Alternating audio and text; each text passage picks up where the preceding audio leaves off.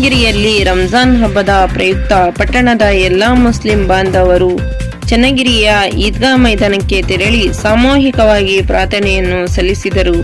ಈ ಸಂದರ್ಭದಲ್ಲಿ CPI Ravish K N ಮಾತನಾಡಿ ಸರ್ವ ಮುಸ್ಲಿಂ ಬಾಂಧವರಿಗೆ ರಂಜಾನ್ ಹಬ್ಬದ ಶುಭಾಶಯಗಳನ್ನು ತಿಳಿಸಿದರು.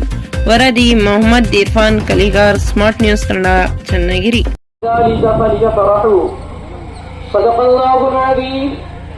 وصدق رسوله النبي الكريم ونحن على ذلك لمن الشاهدين والشاكرين والحمد لله رب العالمين.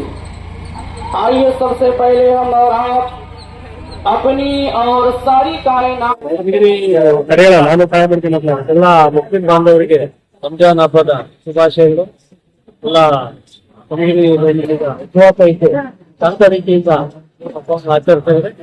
ಎಲ್ಲ ಮುಸ್ಲಿಂ ಬಾಂಧವರಿಗೆ ಕೂಡ ರಂಜಾನ್ ಹಬ್ಬದ ಶುಭಾಶಯಗಳು ತಿಳಿಸ್ತೇನೆ. ಅದೇ ರೀತಿ ಹಿಂದೂಗಳಿಗೂ ಸಹ ಯುಗಾದಿ ಹಬ್ಬದ ಶುಭಾಶಯಗಳನ್ನ ಎಲ್ಲ ಹಬ್ಬಗಳು ಶಾಂತ ರೀತಿಯಿಂದ ನಡೀತಾ ಇದೆ. ಧನ್ಯವಾದ.